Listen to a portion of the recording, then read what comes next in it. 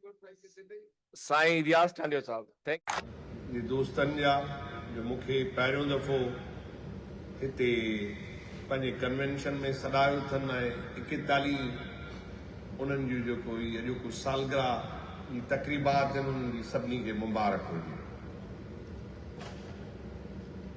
सिंधू दरिया असांजे हज़ारनि सालनि खां जिया पे तहज़ीब ऐं तमंदुन जो वारिस आहे, उहो असांजो देवता दरिया आहे। उते तफ़सीली दोस्तनि ॻाल्हायो आहे। पाकिस्तान थियण खां अॻु पंजाब मुसलसल असांजे दरिया ते पंहिंजो कब्ज़ो वधाए पियो। उन कब्ज़े जे ख़ात्मे जो हिकिड़ो एग्रीमेंट हो 1945 जो सिंध पंजाब पाणी जो मुआहिदो। ऐं पाकिस्तान थियण खां पोइ पंजाब रताहो हणी उन दरिया जे उन ठाह जी भनकड़ी कंदे ऐं उहे मनसूबा सभु खणी आयो जेको गॾियल हिंदुस्तान में हू न पे आणेसि।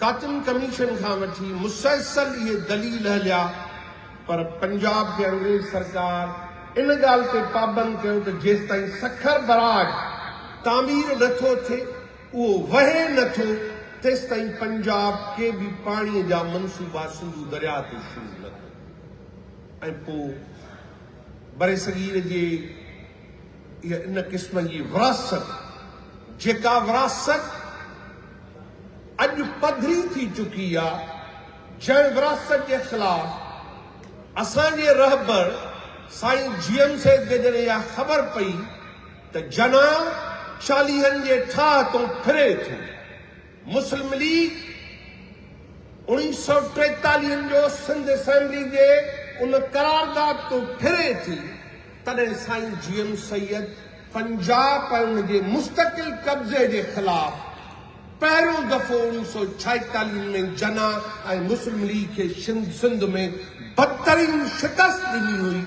ऐं उन शिकस्त जो नतीजो इहो त ब्रिटिश इंटेलिजेंस इदारनि ऐं उन कुवतुनि चयो हो त जे GM Syed leader of house थींदो त बरे सगीर जी विरासत जेका अमेरिका ऐं बरतानिया ऐं आलमी साम्राज्य तय करे थो उहा मुमकिन न थींदी। तंहिं करे ब्रिटिश इंटेलिजेंस इदारनि ऐं मुस्लिम लीग उन असेंबली खे ओथ खणण खां अॻु में ख़तमु कयो।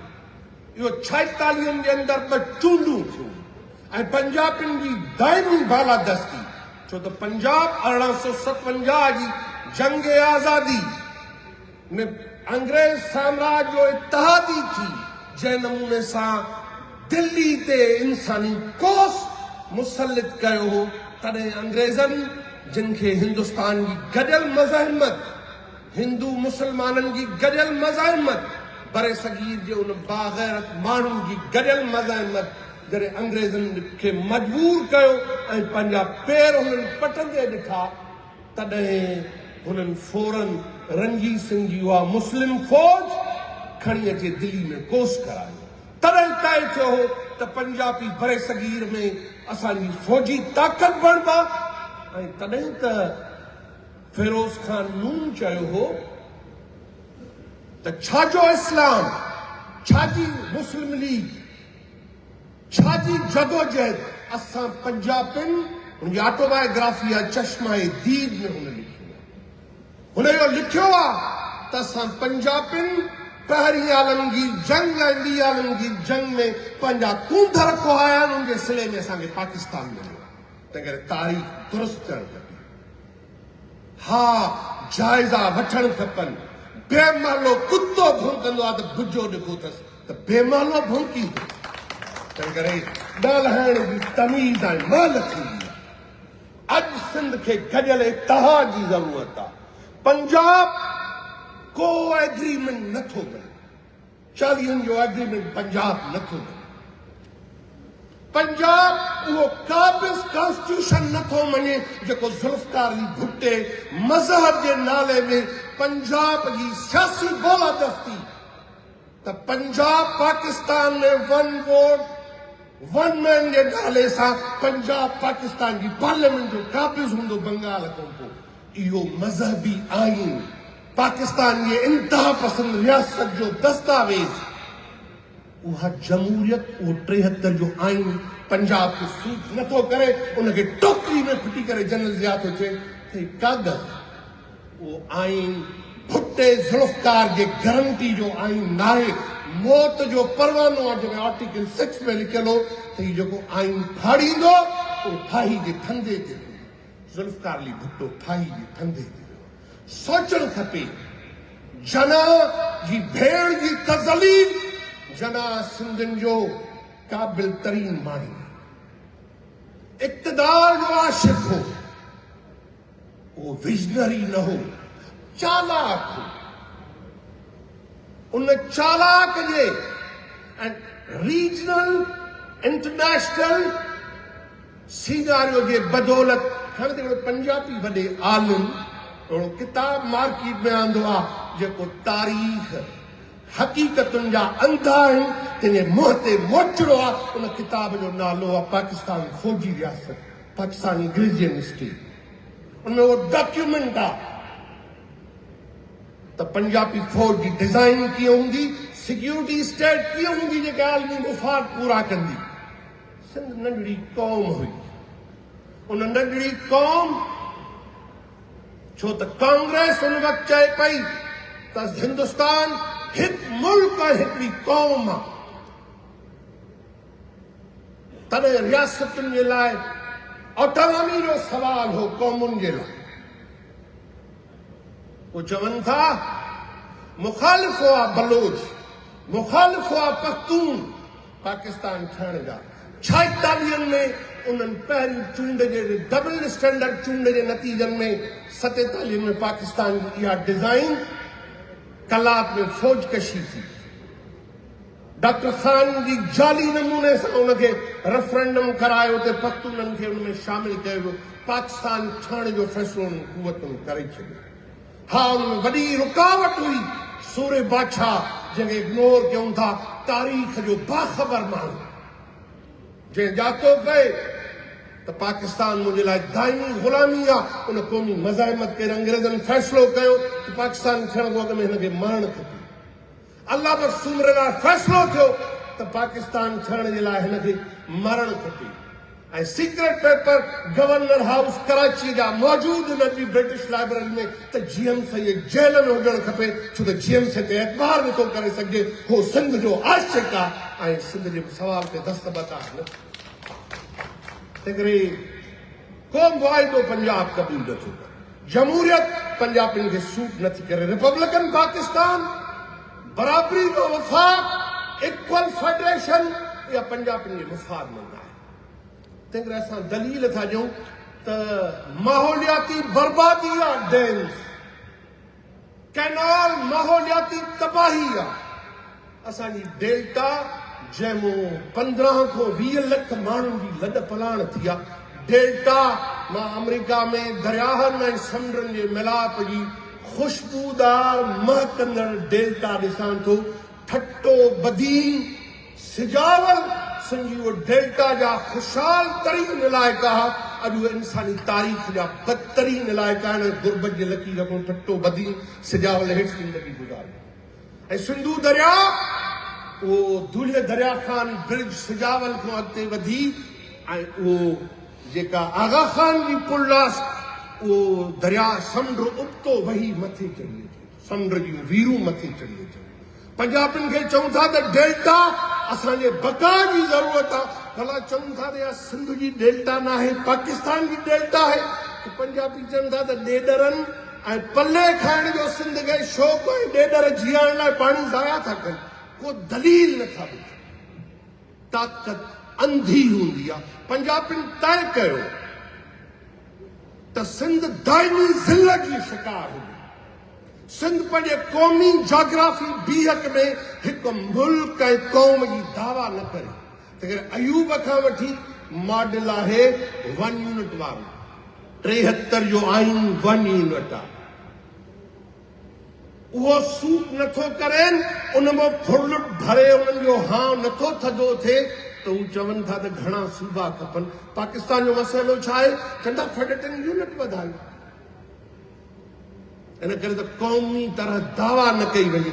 ही जेका पिंडी पंजाब जो नालो को नथो खणी सके। पिंडी डिजाइन कयो हो त ज़रदारी जी सूरत में करप्शन मुसलत करे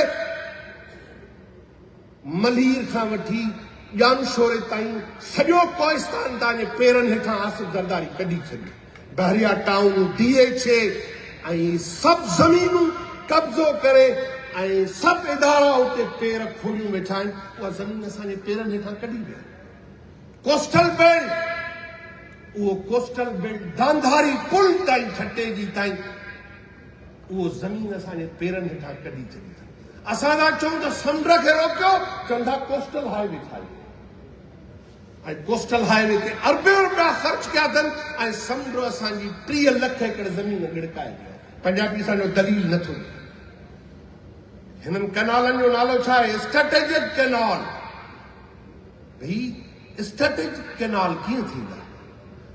सॼो इकोसिस्टम हिनमहिल हिंदुस्तान सॼे राजस्थान में जेका इंदिरा कैनाल आहे उहो ख़तम पिया कनि त इन करे त माहौलियाती बर्बादी हुन राजस्थान में आंदी आहे। इकोसिस्टम तबाह थियो आहे। चूलिस्तान जो सॼो इकोसिस्टम बर्बाद करण लाइ सराइकिन जे सॼे बेल्ट खे चवंदा आबाद कंदा। भले सिंध बर्बाद थिए हुनजी परवाह कोन्हे। जर सिंध जो जेको जर आहे हुनजी हालत इहा आहे त मां वारहि जो खीरथर जबलनि जे हेठों रहंदड़ आहियां। सदियुनि ताईं उहो जर मिठो हो। हिकु पासे खां खीरथर माउंटेन्स खां नदियूं लही ईंदियूं बरसात जे सीज़न में। उते हिनमहिल ज़हर जहिड़ो अहिड़ो पाणी आहे जहिड़ो बदीन ऐं ठटे जो पाणी ज़हर जहिड़ो। ऐं आर्सेनिक कंडो अलहयार जो माण्हू आर्सेनिक पीए। नवाब शाह नौशेरो जो पाणी सेंखियो ऐं आर्सेनिक पाणी पीअनि। 2 करोड़ माण्हू हेपेटाइटिस में वरतल आहिनि करे सिंध जो माण्हू पीअण जो साफ़ पाणी नथो पीए। 78 सालनि में सिंध इंसानी तरक़ीअ में सॼे दुनिया में पाकिस्तान में पोइते आहे। सिंध जा माण्हू न साफ़ पाणी पी सघनि था न इंसानी जियापे जेतिरी खुराक आहे सिंध जे माण्हुनि जी। पंजाबियुनि हीअ ग़ुलामी पीपल्स पार्टी जे हिन बदतरीन शिकिल डिज़ाइन कई आहे त तव्हांजे माउरनि जे छाती में खीर कोन जो ॿाहिरनि खे पीआरे सघे। रोज़ मिठी खां वठी उहो ब्लैक गोल्ड जिते चवंदा पैदा थींदो आहे उन में लॾ पलाण थी आहे। कारो सोन त पैदा थिए थो।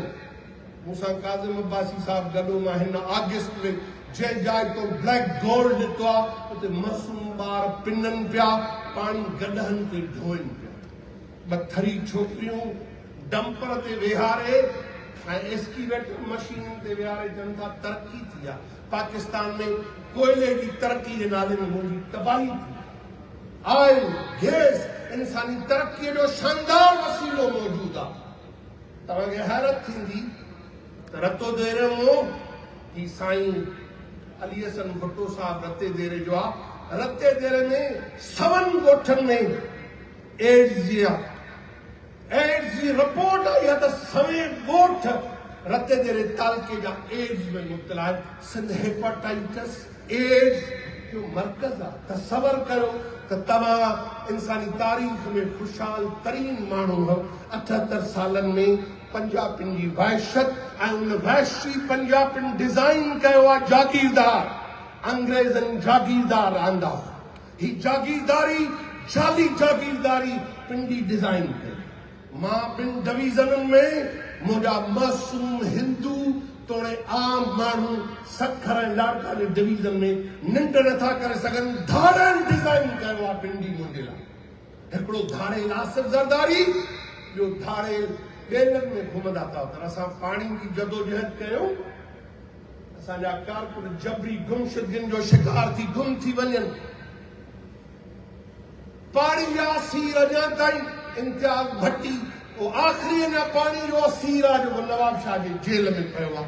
ही बिगराण जा निगारी जेके शहीद थिया आहिनि पाणी जा शहीद। असांखे जमहूरी इंसानी को हक़ कोन्हे। ही डिज़ाइन वॾेरा जी ही डिज़ाइन मनुष्यात सिंध में आई। साईं गुटको पुलिस ऐं सरकारी एजेंसियूं सॼी सिंध जे नौजवाननि खे आइस पिया पीआरे। असांजे तालीमी इदारनि खां ॻोठनि ताईं असां जेनोसाइड पिया कयूं। असांजी नस्ल कशी आहे। करोड़नि इंसाननि खे कीअं ख़तमु कनि।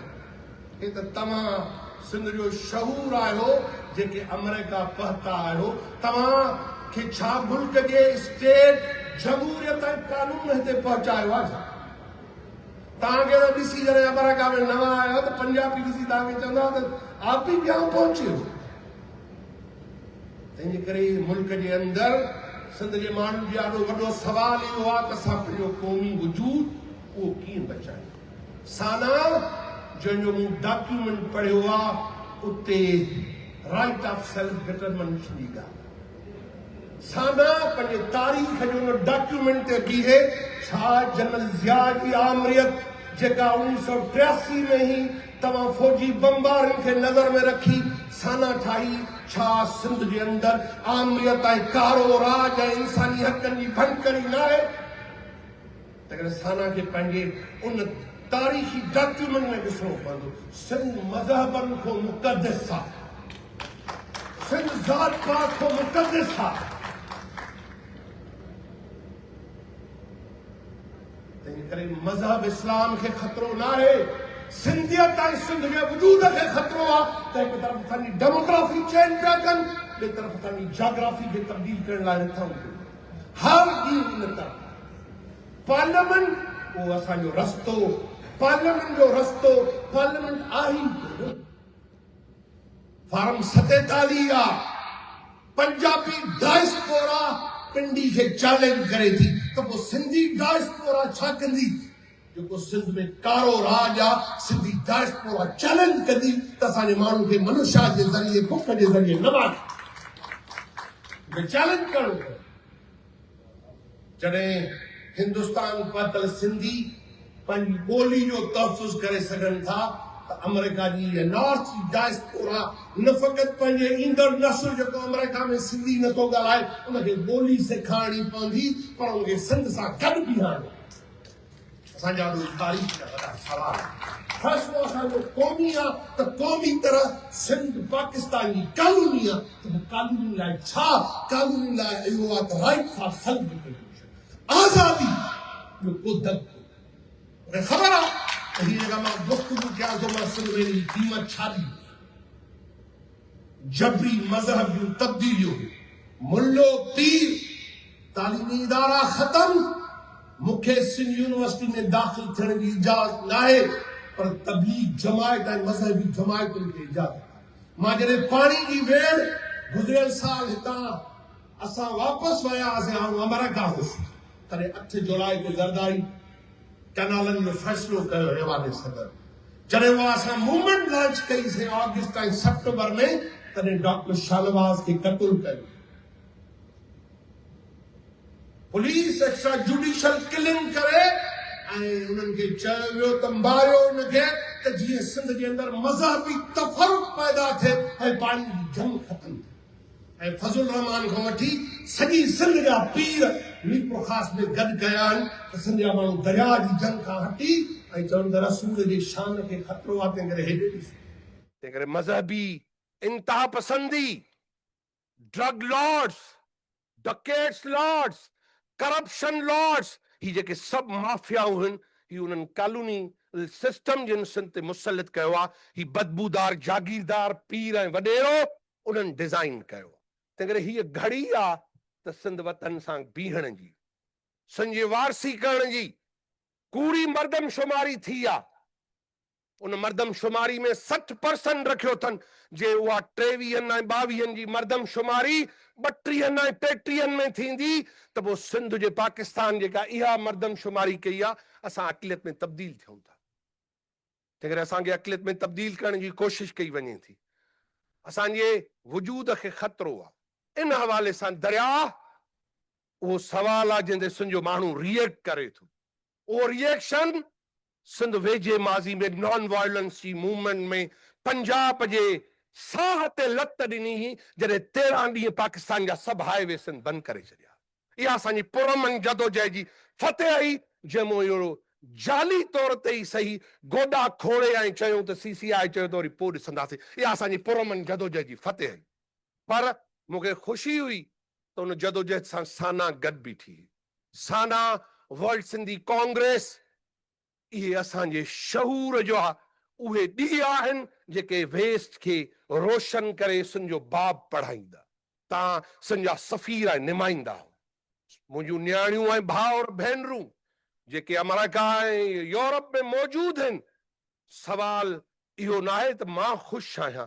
संजो माण्हू इररिलेवेंट थींदो सिंध खां त पोइ सिंध खां लातालकी कंदव त वतन खां जॾहिं माण्हू लातालिक थींदा आहिनि त उनजा भयानक नतीजा निकिरंदा आहिनि, जेको गज़ा में निकिरे। अर्बन उन वक़्तु अखियूं कोन पटियूं हुयूं, अॼु उहे बुख ऐं बारूद में सड़नि पिया।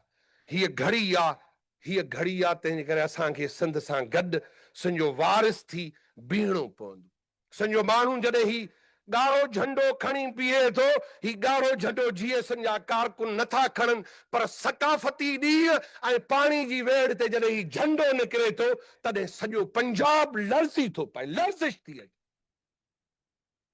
ही कहिड़ी ख़बर ही शिकारपुर जी मिट्टी मां ॻोहियल इक़बाल तरीन खे त ही झंडो शहीदनि जे कफ़न जो झंडो आहे। ही 1843 जो जेको सिंध तां झंडो लथो, संजो शऊर, संजी गैरत, संजे ॿारनि, संजे पोड़नि हिननि झंडे खे झलियो बीठो आहे। तव्हांखे ख़बर न हुई त ही सिंध यूनिवर्सिटी में तव्हां ठाहियो छा था। तंहिं करे सिंध जागी आहे, सिंध सां कनेक्ट थियो, सिंध सां गॾिजो, संजा वारिस थियो त सिंध तरक़ी करे। तरक़ी राजा ॾाहर जो फ़िक्र ऐं फ़लसफ़े ऐं शहादत जी आहे। तरक़ी शाह लतीफ़ साईं जीएम सैयद मखदूम बिलावल जे फ़िक्र जी आहे, जेको चवनि था त मुस्लमान थी सोचो, पाकिस्तानी थी सोचो। मौलाना महदूदी चयो हो त जीएम सैयद ऐं हैदरबग जतोई चवनि था जीएसन का मतलब मरे पाकिस्तान, त साईं चयो हो त दुरुस्त थो चए, जे इहो पाकिस्तान ईअं जीअंदो त सिंधी मरंदा। तंहिं करे रिपब्लिकन, सेक्युलर ऐं डेमोक्रेट पाकिस्तान इहो 13 करोड़ पंजाबियुनि खे सूट नथो करे। असांखे सूट छा थो करे? आज़ाद ख़ुद मुख्तियार सिंध, उहा असांजे बका ऐं तरक़ी जी ज़ामिन आहे। महिरबानी।